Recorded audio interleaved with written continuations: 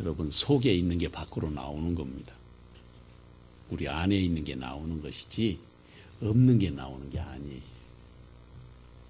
오늘도 우리가 하나님의 은혜와 사랑을 깨닫고 주님의 손에 꼭 붙잡혀서 하는 것이 축복인 것을 잊지 마시고 믿음으로 승리하는 그런 은혜가 저와 여러분에게 함께 하시기를 주님의 이름으로 축원합니다. 우리 옆사람과 사랑 인사 나누겠습니다. 주의 이름으로 사랑합니다.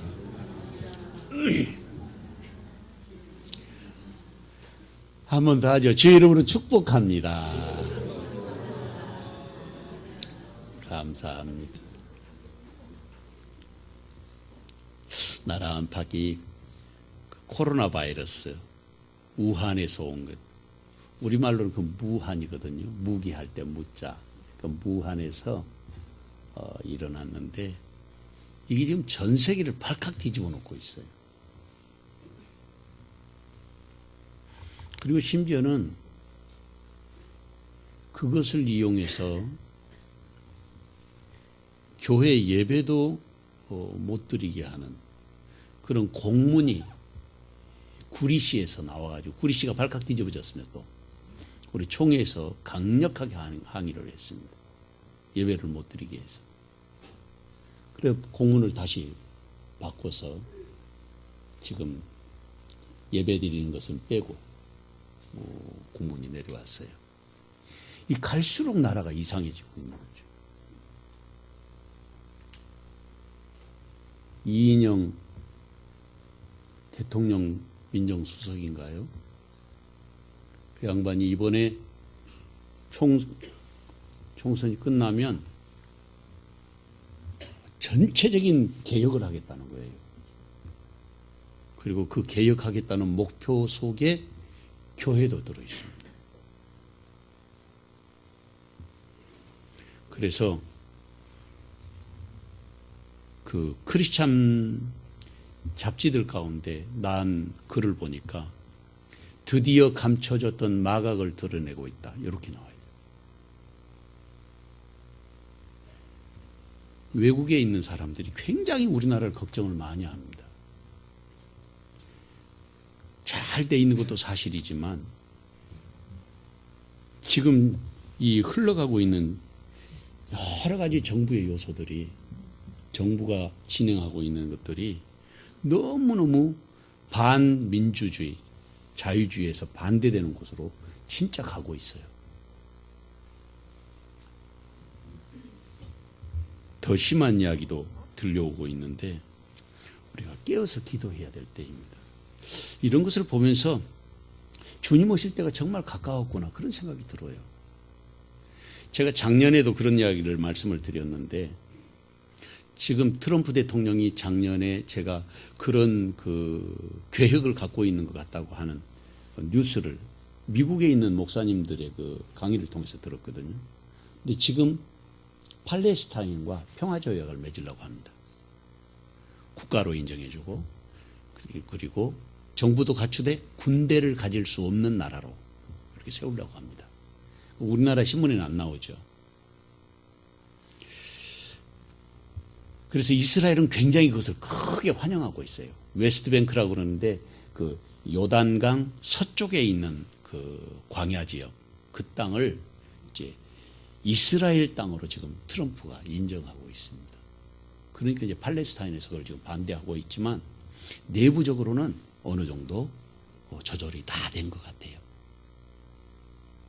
그렇게 되면 어떤 일이 벌어지느냐면 지금까지 유태인들이 부정한 그 몸으로 2000년을 살아왔어요. 제사를 드릴 수 없었기 때문에. 그런데 2000년 살아온 그 유태인들에게 제사의식을 행할 수 있는 기회가 오기 시작합니다. 이제 다시 말하면 그 성산에 들어갈 수 있게 되는 거예요. 유태인들은 못 들어가게 돼 있거든요. 거기에 부정한 몸으로 하나님의 성전이 있던 그 자리에 못 들어가도록 이렇게 우리말로 하면 경고가 붙어 있어요. 앞으로는 그것이 이제 경고문이 없어질 날이 곧 다가오는 거예요. 성경에 있는 모든 말씀들이 거의 다 이루어졌어요. 제가 우리 교회에 온 지 벌써 이제 27년 차 됐는데 제가 처음 왔을 때부터 그 말씀 가르쳐 드렸잖아요. 우리의 관심은 언제든지 이스라엘과 예루살렘이 있어야 된다. 근데 이런 세상 돌아가는 모든 것을 보니까 정말 그렇게 가는 것 같다는 생각이 들어요. 이번에 필리핀에 화산이 폭발해가지고 어마어마한 재난이 임했지 않습니까? 근데 지금 전 세계의 화산들이 막 터지고 있어요. 중국에 지금 이 코로나 바이러스 때문에 도대체 얼마나 피해가 일어난지 그걸 알 수가 없대요.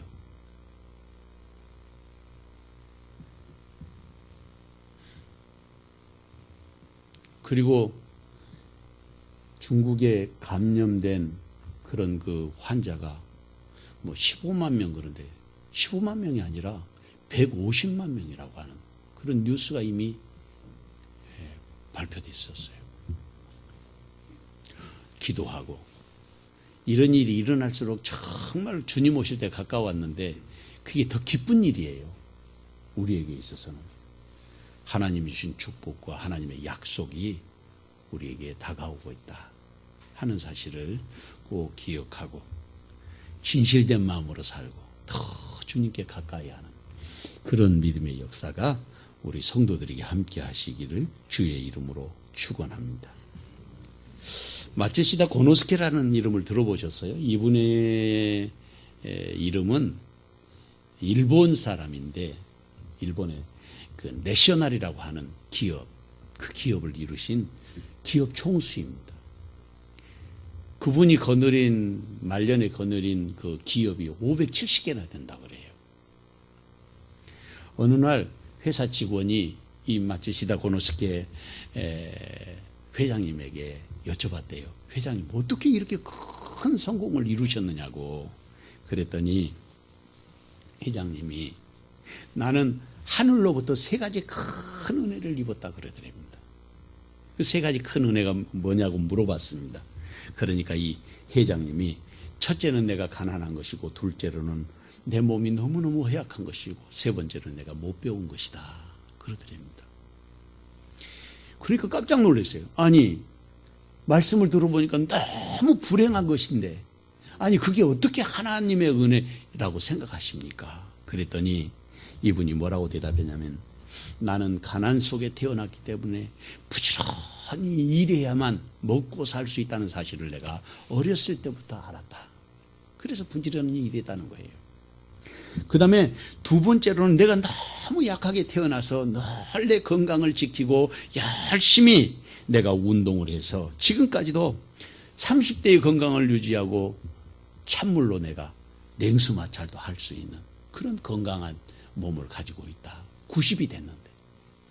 세 번째로는 초등학교 4학년까지밖에 못 나왔어요. 왜냐하면 아버지가 사업에 실패하시는 바람에 집안이 다 파산해가지고 이분이 조그마한 자전거 그 점포에서 점원으로 일하기 시작을 했는데 초등학교 4학년 때 자기가 못 배웠기 때문에 자기가 만나는 모든 사람들이 자기의 스승이었다는 거예요. 그래서 내가 많은 것을 배우고 많은 지식을 얻게 되었는데 왜냐하면 나는 선생님을 많이 모셨기 때문이다. 그래서 가난하고 약하게 태어나고 병약한 것, 그 다음에 내가 못 배운 것이 사실은 나에게 하나님이 주시는 은혜였다. 그분이 그렇게 이야기를 했습니다. 오늘 본문 말씀에서도 바울 사도가 우리에게 하나님의 은혜에 대해서 이야기하는데 그 은혜는 성령으로 우리에게 주시는 은혜라고 말씀하십니다. 근데 나이가 들어가면서 이 성령으로 주시는 은혜, 이게 보통 우리는 쉽게 말을 하는데 이게 엄청난 축복의 말씀입니다. 이게 기적의 역사고 하나님의 새로운 창조의 역사를 말하는 거예요. 성령이 우리 안에 은혜를 주신다. 이 하기오스 푸니마토스라 그러거든요. 거룩한 영. 그걸 우리는 한자말로 성령 이렇게 말하는데 하나님이 우리와 함께 하시는 이 엄청난 역사를 우리는 지금 경험하고 그 안에 살아가고 있는 것입니다. 오늘도 말씀 속에서 특별히 그리스도인으로 살아가는 우리는 내가 살아가는 삶의 현장에서 일어나는 모든 사건들과 모든 일들 속에서 하나님이 들려주시는 세미한 음성을 들을 수 있다면 그것보다 더 큰 은혜는 없을 것입니다. 이 귀한 은총이 오늘 저와 여러분에게 함께 하시기를 주님의 이름으로 축원합니다. 첫째로 우리의 믿음은 하나님의 능력에 있어야 합니다. 우리의 믿음은 하나님의 능력에 있어야 한다. 본문 1절에서 5절 말씀을 다 같이 한 목소리로 읽어보겠습니다. 형제들아, 내가 너희에게 나아가 하나님의 증거를 전할 때에 말과 지혜의 아름다운 것으로 아니하였나니 내가 너희 중에서 예수 그리스도와 그가 십자가에 못 박히신 것 외에는 아무것도 알지 아니하기로 작정하였습니다. 내가 너희 가운데 거할 때에 약하고 두려워하고 심히 떨었노라.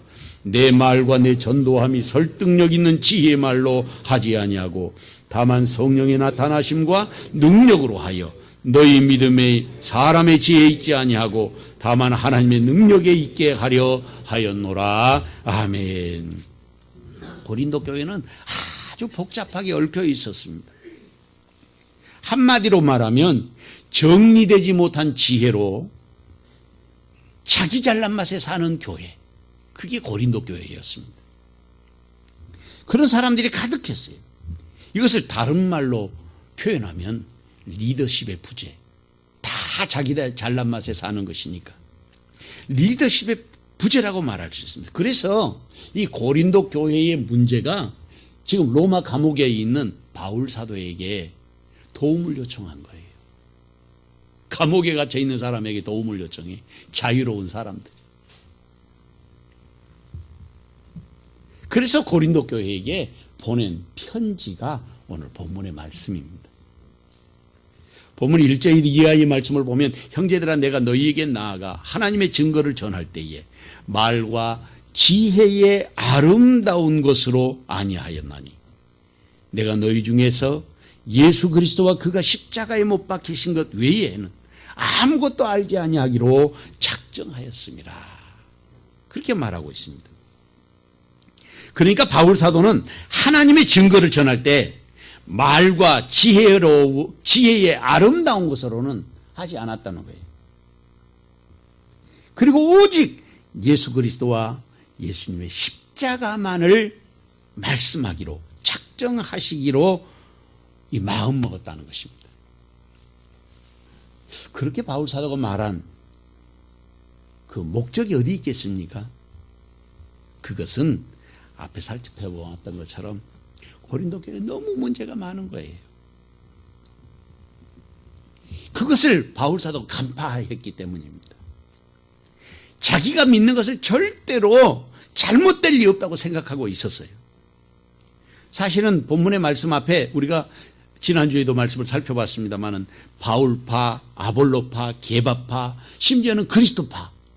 그런데 이것을 가만히 생각해 보면 바울이 잘못된 사람입니까? 뛰어난 지혜와 성령으로 충만한 사람이에요. 게바가 누굽니까? 예수님의 첫 번째 제자, 수제자가 바로 게바 아니에요? 베드로의 다른 말이 게바니까. 그리고 아볼로는 사실은 성경에 능통하고 달변가예요. 성경에 통달한 사람이 아볼로거든요. 그리고 심지어는 나는 이것도 저것도 다 싫어. 나는 예수님만 믿어. 그래서 그리스도파가 생긴 것 아니겠어요? 근데 뭐가 잘못된 거예요? 서로를 용납하지 못한 것이 잘못된 거예요. 아니, 자기만이 옳다고 주장하는 것이 잘못된 거예요. 바울도 잘못될 리가 없고 게바도 잘못될 리가 없고 아볼로도 잘못될 리가 없지 않겠습니까? 더구나 예수님도 잘못될 리가 없는데 문제는 그것으로 인해서 이 고린도 교회가 분란이 일어나고 있다는 거예요. 분쟁을 일으키고 있는 거예요. 서로 대적하게 되고 자기 주장으로 인해서 싸움이 일어나게 된 것입니다. 모든 사람이 불편하게 된 거예요. 고린도 교회가. 심지어는 영적인 문제까지 이게 겹치게 돼서 이런 양상으로 문제가 되니까 바울 사도가 십자가의 도가 멸망하는 자들에게는 미련한 것이요 구원을 받은 우리에게는 하나님의 능력이라 십자가를 자랑한 거예요.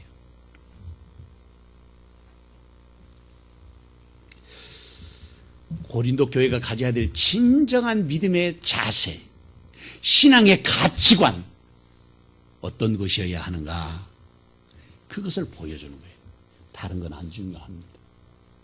뭐 바울파, 게바파, 아볼로파, 그리스도파, 중요한 것은 오직 예수님의 십자가, 희생과 헌신과 수고로 얻어지는 그 십자가만을 이야기하는 것이었어요. 그러니까 오늘도 교회 안의 자랑은 주님을 얼마나 사랑하고 주께 헌신하는가, 그걸 우리가 자랑하고 정말 삶으로 실천하는 그런 믿음의 삶을 보여주어야 하는 것 아니겠습니까? 그래서 바울 사도가 여기에 본문 말씀에서 일관되게 말하는 것이 있습니다. 내가 너희 중에서 예수 그리스도와 그가 십자가에 못 박히신 것 외에는 아무것도 알지 아니하기로 작정하였습니다. 오늘 나의 문제가 무엇입니까? 우리 교회의 문제가 무엇입니까? 다 문제는 십자가 앞에 서지 못한 것이 진짜 문제라는 사실을 우리는 잊어버리고 산단 말이죠. 본문 3절 이하의 말씀을 보면 내가 너희 가운데 거할 때 약하고 두려워하고 힘이 떨었노라. 내 말과 내 전도함이 설득력 있는 지혜 말로 하지 아니하고 다만 성령의 나타나심과 능력으로 하여 너희 믿음의 사람의 지혜에 있지 않고 다만 하나님의 능력에 있게 하려 하였노라. 그렇게 말씀하고 있습니다. 여기에서 내가 너희 가운데 거할 때에 약하고 두려워하고 힘이 떨었다 그랬습니다. 이 말씀을 하신 것은 제가 이제 자료들을 쭉 찾아보니까 뭐라고 말씀하시냐면 이 고린도 교회 오기 전에 아덴에 갔어요. 아테네에. 성경에는 아테네를 아덴으로 번역해 놨는데 이 아테네에 가면 아레오바고라고 하는 큰 광장이 있어요. 제가 그 성지순례하면서 한번 가봤더니 뭐 그렇게 크지는 않더라고요. 우리 서울 시청 앞에 있는 광장이나 광화문 광장까지 그렇게 크지 않아요. 옛날 광장이니까 멀리서 보기만 했는데 그곳에서 바울 사도가 굉장히 유명한 설교를 합니다. 아주 유창하고 뛰어난 지식을 가진 이 바울 사도가 자기 마음껏 설교한 거예요. 그런데 문제는 아무도 예수를 안 믿는 거예요. 우리가 예수 믿으라고 사람들을 전도하지 않습니까? 내가 논리적으로 잘 설명을 해요. 상대방이 대답을 할 수 없을 만큼 잘 설명해요. 그래서 내가 이겼어요. 근데 그 사람이 절대로 예수는 안 믿습니다. 왜냐하면 마음으로 굴복하지 않아요.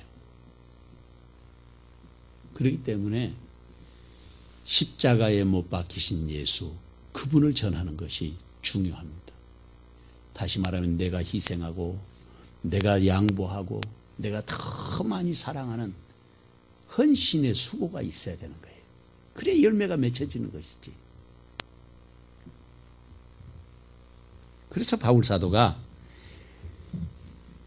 그때 그 기억 때문에 이 고린도 교회에 와가지고 말씀을 전하는데 고린도 교회도 보통이 아니거든요. 우상숭배의 아주 중심에 서 있는 동네가 고린도거든요. 그런데 여기에서 바울 사도 뭐라고 말하냐면 내가 너희 가운데 거할 때 약하고 두려워하고 심히 떨었노라. 그렇게 말씀합니다. 그러나 4절 이하의 말씀을 보면 바울 사도가 깨달은 지혜로 복음을 전하기 시작하는데 그것이 바로 내 말과 내 전도함이 설득력 있는 지혜의 말로 하지 아니하고 다만 성령의 나타나심과 능력으로 하여 너희 믿음이 사람의 지혜에 있지 아니하고 다만 하나님의 능력에 있게 하려 하였노라. 여기서 내 말이라는 것은 개인적으로 만나서 하나님의 말씀을 전하고 대화했던 그런 말을 말하고요. 그 다음에 전도했다고 하는 말은 그 말씀은 공식적으로 그리고 많은 사람들 앞에서 공개적으로 전한 하나님의 말씀을 말하는 것입니다. 그런데 그 말씀 가운데서 바울 사도가 아덴에서 경험을 그대로 반영하고 있는 것을 알 수 있습니다. 그래서 내 전도함이 설득력 있는 지혜말로 하지 않았다고 말하는 것입니다. 아테네에서 그 아레오바고에서 전했던 그런 실수를 내가 범하지 않겠다, 그런 뜻이에요. 여기서 설득력 있는 지혜의 말, 이것을 헬라말로는 우크엔 페이도이스 소피아스 로고이스라 그러는데, 여기에 제가 말씀을 찾아보니까 특별히 여기에 나와 있는 단어 설득력 있는 그 말이 성경에서 여기만 유일하게 한 번 나와요. 여기 설득력이라는 말은 논리적으로 상대방을 설득시키는 기술이나 능력을 말한다고 사전에 나와 있어요. 그런데 그런 변론, 그리고 그런 설득력 있는 말로 하지 않고 오직 성령의 나타나심과 능력으로 해서 우리의 믿음이 사람의 지혜에 있지 않고 하나님의 능력에 있다는 것을 보여준 것입니다. 고린도 교회에 보여준 것이 그런 것이라고 지금 말하고 있어요. 2008년 4월 24일 울산지방법원의 한 판사가 폭력사건으로 치료비 소송이 붙었습니다. 근데 소송하는 양쪽 사람들을 보니까 같은 교회 성도들이에요. 그래서 4월 22일에 울산지방법원 민사 11부 단독 김은구 판사가 한 손에는 재판 기록을 들고 들어오고 그리고 고소장을 들고 온 거죠. 그리고 한 손에는 성경을 들고 들어왔어요. 그리고 재판장석에 앉아가지고 원고 A씨 고소한 그 사람 보고 성경책 고린도전서 6장을 펴서 큰 소리로 그 재판정에 있는 사람들 다 듣게 성경을 읽으라고 한 것입니다. 원고와 피고 그리고 법정에 가득 메웠던 양측 교인들은 김 판사가 읽도록 한 성경 구절을 통해서 교훈을 받았습니다. 목사님이 전할 때 봤지, 재판장에 가서 받은 거예요. 이 판사가 예수 믿는 사람이에요.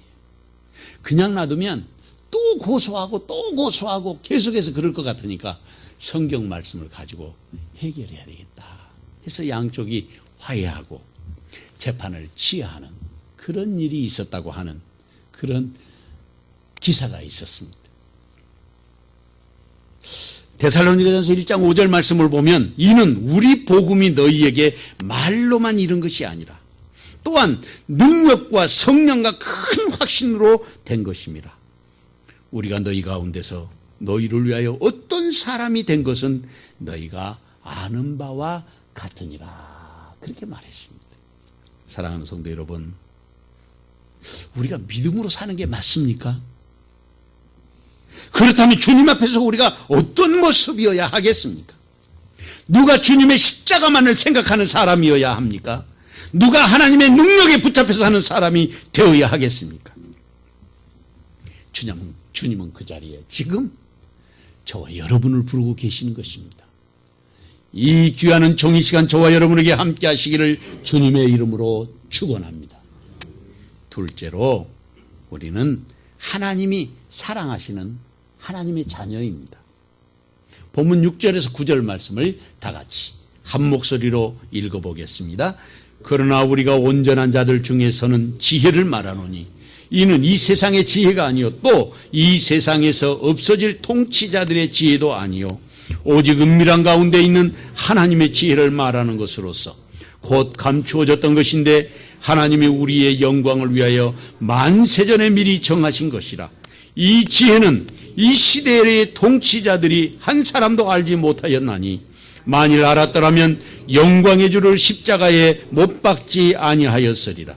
기록된 바 하나님이 자기를 사랑하시는 자들을 위하여 예비하신 모든 것은 눈으로 보지 못하고 귀로 듣지 못하고 사람의 마음으로 생각하지도 못하였다 함과 같으니라. 아멘. 본문의 말씀에서 중요한 단어가 하나 있는데 그게 온전한 자라는 말입니다. 이 온전한 자라는 말의 사전적인 의미는 끝난, 마무리가 된, 완전한 것, 이런 그 의미를 갖고 있습니다. 그러니까 여기서 온전한 자라는 말은 무엇을 의미하느냐면 바로 예수님을 믿어서 하나님 앞에서 온전하게 인정을 받은 자라는 뜻입니다. 그러니까 온전한 자는 그러니까 더 쉽게 말하면 예수 믿는 저와 여러분을 말하는 거죠. 그 온전한 사람들에게 지금 지혜를 말한다는 것이죠.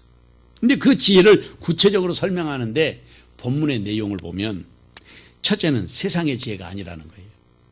둘째는 이 세상에 없어질 통치자들의 지혜도 아니라고 말합니다. 셋째는 오직 은밀한 가운데 있는 하나님의 지혜라고 말씀하고 있습니다. 하나님의 지혜. 그것은 감추어져 있었다는 거예요. 그리고 하나님이 우리의 영광을 위해서 만세 전부터 정해두셨다는 거예요. 정말 신기하고 놀라운 일이 아니겠습니까? 하나님의 은총에 대한 비밀이 여기에 나타나 있습니다. 그리고 그 지혜는 이 세대의 통치자들이 한 사람도 알지 못해서 영광의 주님 우리 주 예수님을 십자가에 못 박았다는 것입니다.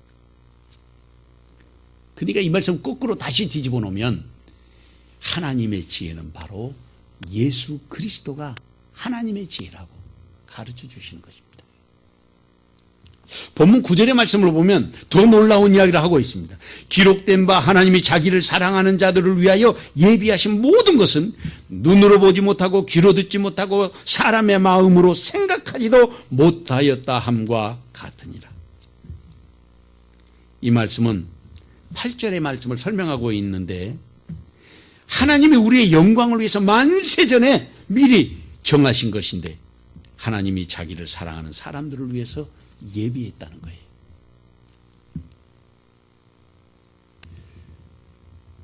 한 4, 5주 전에 우리 여기에 주연이 엄마가 와서 간증을 했잖아요. 오후 예배 때. 지금 초등학교 5학년짜리가 천국을 보고 와서 엄마에게 이야기하는 그 내용을 한 40분 정도 여기서 간증을 했는데 정말 놀라운 하나님의 은혜가 우리를 위해서 이미 예비되었다는 거예요. 그게 성경에 지금 나와 있어요.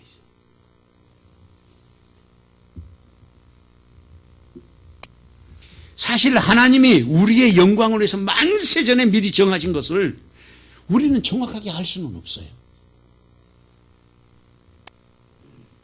주연이가 그걸 설명하기도 어렵답니다. 말로. 우리의 말이라는 게 언어라는 것은 한계가 있어요. 그래서 설명을 하기가 어려워요. 그것을 하나님의 섭리라 그렇게 말하는 거예요. 하나님의 계획과 하나님의 섭리. 하나님이 우리를 지금도 계속해서 간섭하고 계시는 거죠.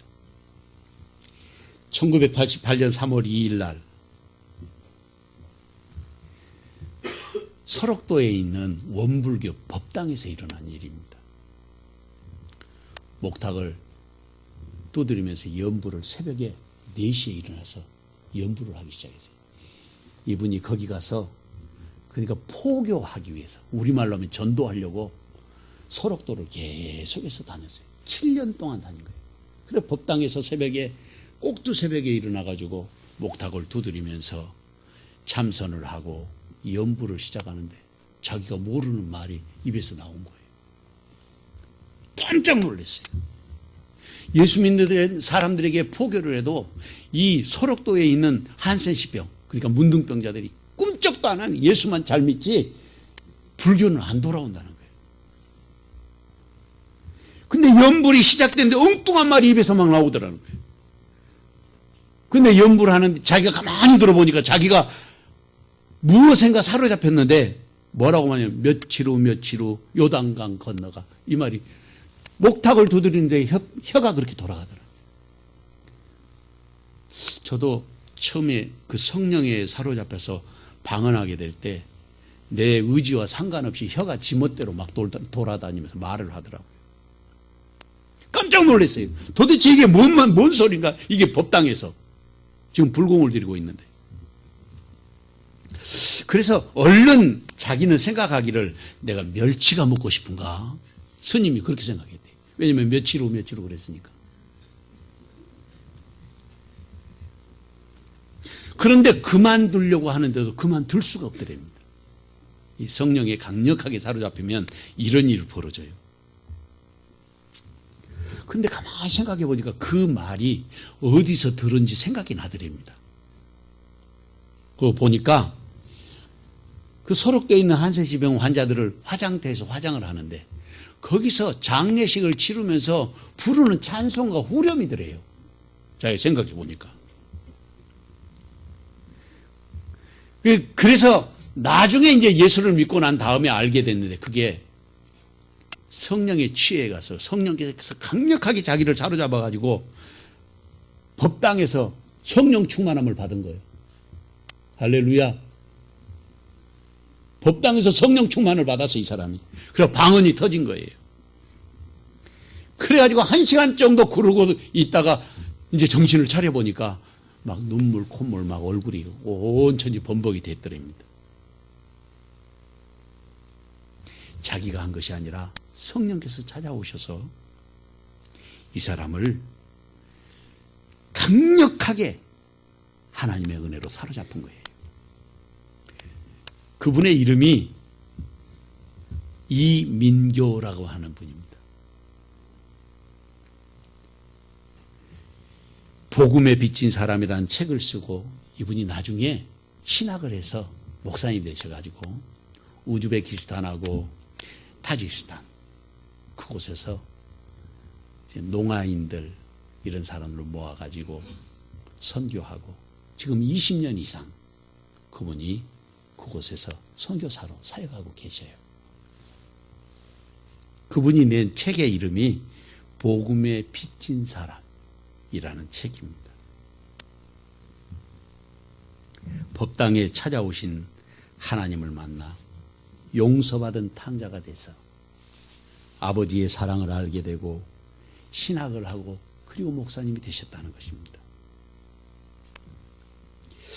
마태복음 25장 34절 말씀에 보면 그때에 임금이 그 오른편에 있는 자들에게 이르시되 내 아버지께 복받을 자들이여 나와 창세로부터 너희를 위하여 예비된 나라를 상속하라. 예수님이 그렇게 말씀하셨습니다. 사랑하는 성도 여러분, 바울 사도를 통해서 보여주신 하나님의 신비, 바울 사도를 보여주신 하나님의 그 영광이 기다려지지 않습니까? 법당에도 찾아오신 예수님, 그리고 목사가 되어 자신의 일생을 헌신하게 하시는 신비의 하나님, 그 은총의 자리에 부르심을 받은 사람이 누구입니까? 누가 창세전에 예비하신 위대하신 아버지의 영광을 누려야 할 사람입니까? 그 자리에 주님은 저와 여러분을 부르고 계시는 것입니다. 이 귀한 정의 시간 저와 여러분에게 함께 하시기를 주님의 이름으로 축원합니다. 셋째로 성령은 우리에게 은혜로 주신 것들을 알게 하십니다. 본문 10절에서 12절 말씀을 다 같이 한 목소리로 읽어보겠습니다. 오직 하나님이 성령으로 이것을 우리에게 보이셨으니 성령은 모든 것 곧 하나님의 깊은 것까지도 통달하시느니라. 사람의 일을 하나님의 속에 있는 영 외에 누가 알리요? 이와 같이 하나님의 일도 하나님의 영 외에는 아무도 알지 못하느니라. 우리가 세상의 영을 받지 아니하고 오직 하나님으로부터 온 영을 받았으니 이는 우리로 하여금 하나님께서 우리에게 은혜로 주신 것들을 알게 하려 하심이라. 아멘. 본문 10절 말씀에서 그렇게 말하고 있습니다. 오직 하나님이 성령으로 이것을 우리에게 보이셨으니 성령은 모든 것 곧 하나님의 깊은 것까지도 통달하시느니라.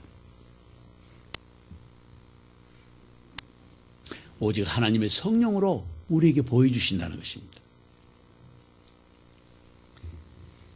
그러면 성령을 통해서 우리에게 보여주신 것이란 도대체 무엇을 말하는 것입니까? 우리는 하나님의 말씀을 읽을 때면 언뜻 계시를 통해서 보여주시는 말씀들을 볼 수 있습니다. 그래서 제가 본문의 말씀을 조금씩 중요한 것들만 이렇게 선정해 봤어요. 6절에서 9절 말씀까지. 그러나 우리가 온전한 자들 중에서는 지혜를 말하노니 7절 오직 은밀한 가운데 있는 하나님의 지혜를 말하는 것으로 곧 감추어졌던 것인데 하나님이 우리의 영광을 위하여 만세전에 미리 정하신 것이라. 기록된 바 하나님이 자기를 사랑하는 자들을 위하여 예비하신 모든 것이라고 말씀하시고 있습니다. 그렇습니다. 은밀한 가운데 있는 하나님의 지혜를 말하는 것인데 감추어져 있던 하나님이 우리의 영광을 위해서 만세전에 미리 정하신 것이 있다는 것입니다. 하나님이 자기를 사랑하는 자들을 위해서 예비하신 모든 것이 바로 그것이라고 말합니다. 그러니까 성경에 완전하게 나타나 있지 않지만 마치 영화 예고편을 보여주는 것처럼 성경에서 조금씩 보여주시는 거예요. 그리고 우리에게 그렇게 약속하고 있습니다. 본문 11절 이하의 말씀에서 계속해서 말씀하시는데 사람의 일을 사람의 속에 있는 영 외에 누가 알리요? 이와 같이 하나님의 일도 하나님의 영 외에는 아무도 알지 못하느니라.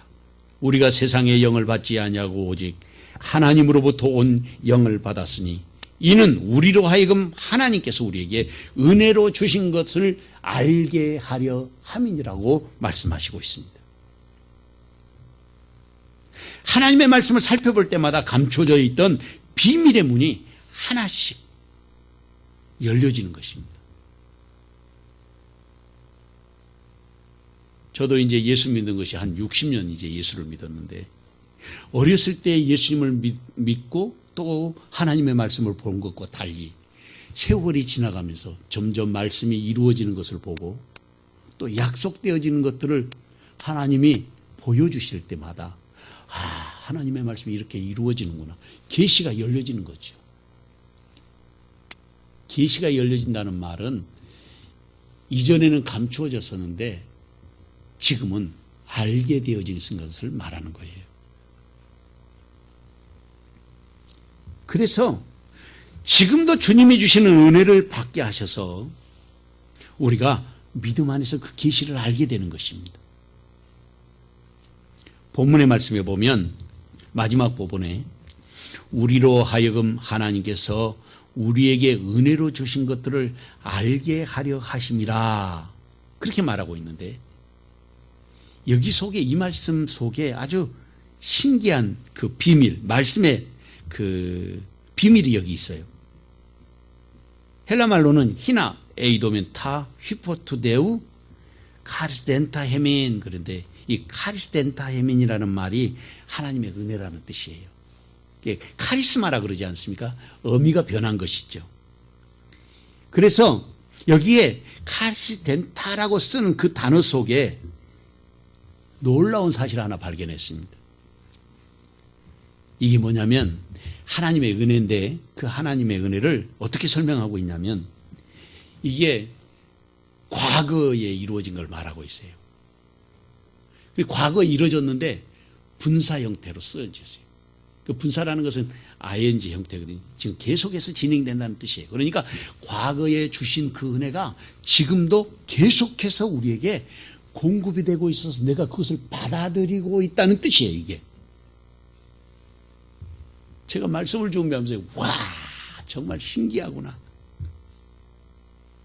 이는 우리로 하여금 하나님께서 우리에게 은혜로 주신 것들을 알게 하려 하심이라. 우리가 알게 되어지게 하나님이 만드시는데 그것이 과거에부터 내가 예수를 처음 믿을 때부터 아니면 그 이전부터 하나님께서 나를 계획하시고 그리고 구원하시고 그리고 계속해서 그걸 알게 하신다는 그런 의미가 여기에 카리스텐타라는 단어 속에 담겨 있어요.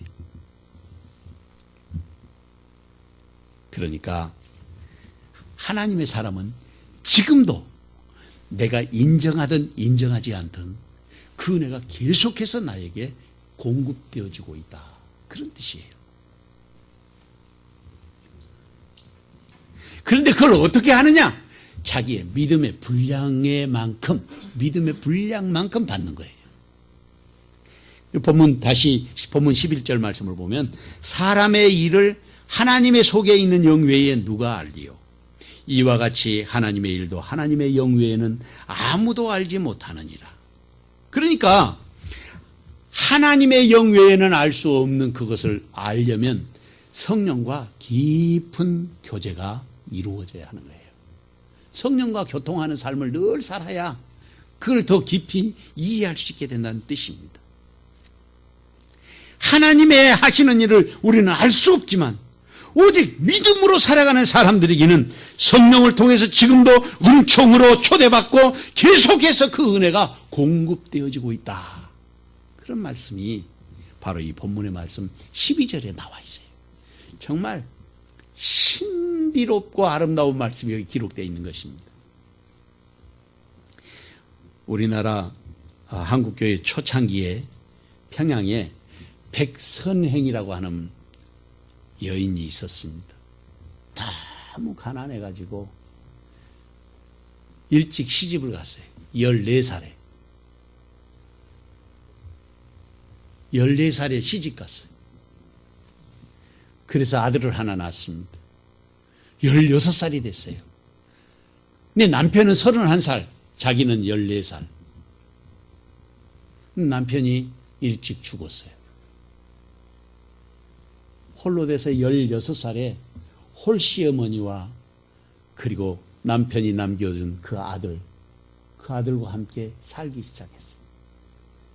열심히 살아서 돈을 모아가지고 어느 날 시어머니도 이제 돌아가시게 됐는데 남편과 시어머니의 묘를 써야 되겠다 생각해서 이분이 평양에 사는데 산을 200냥을 주고 산을 샀어요. 근데 사고 보니까 이 산이 돌산이에요. 속은 거지, 말하자면. 그리고는 산을 샀는데 그래도 이 백선행이라는 분이 그 사람들을 원망하지 않고 하나님 앞에 감사하고 세월이 흘렀습니다. 어느 날 일본 사람들이 찾아왔어요. 그 산을 팔아라고. 얼마를 준다 그러냐면 200냥에 샀는데 1000냥을 준다는 거예요. 이 사람이 그 사이에 예수님을 믿게 됐는데 이웃집에 예수 잘 믿는 사람이 전도를 해가지고 예수를 믿게 됐는데 이분이 날마다 시간만 나면 주님의 교회 가서 기도하고 아침이고 저녁이고 교회를 들락거리면서 믿음으로 살기 시작한 거예요. 그런데 200냥에 샀는데 1000냥 준다니까 그건 안 되잖아요. 정직한 마음이. 200냥이 1000냥이면은 5배나 더 받는 건데 그래서 그분이 마음의 양심이 걸려서 안 팔았어요. 그런데 일본 사람들이 돈 더 달라 그런 줄 알고 그 다음에 또 와가지고 그러면 2000냥 주겠다 그런 거예요. 그래도 안 팔았어요. 그랬더니 이분들이 돌아가가지고는 의논을 해서 이 산을 살려면 그것 가지고는 안 되겠다. 그래가지고 10,000냥을 주겠다고 와가지고 그 산을 팔아라고 그래서 어쩔 수 없이 팔았다고 합니다. 할렐루야. 이런 일이 일어나게 될 줄 믿습니다.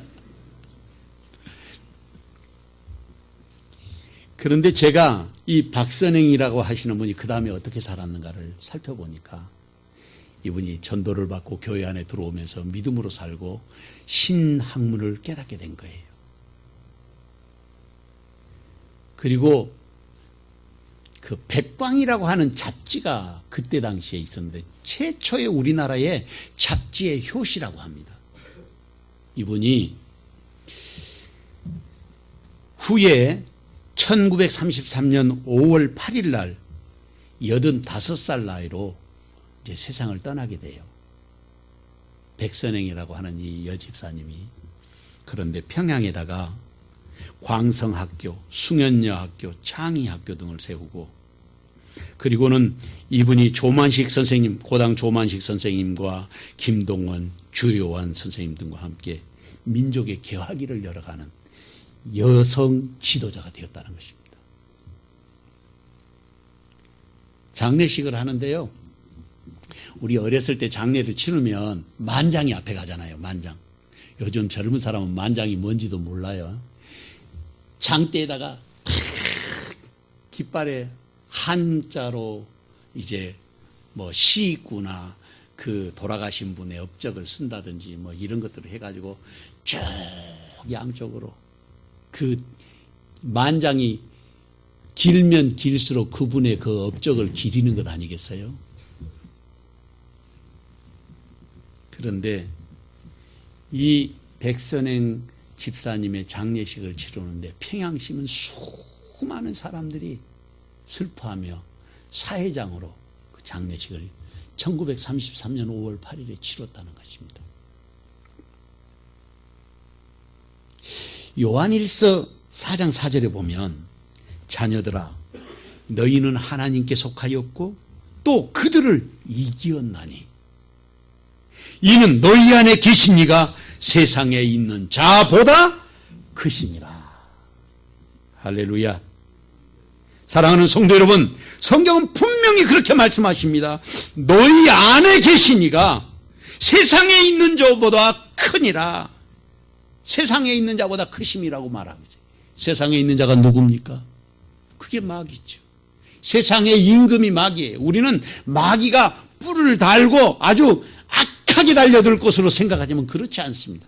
그렇게도 달려드는 사람도 있지만 아주 교묘하게 우리를 미혹하는 영으로 찾아오는 것입니다.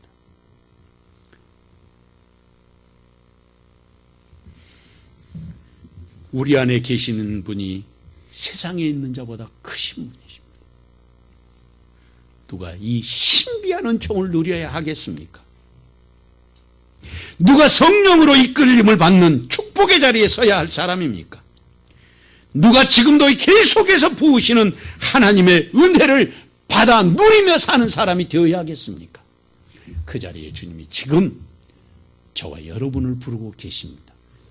이 귀한 은총의 시간 저와 여러분에게 함께 하시기를 주님의 이름으로 축원합니다.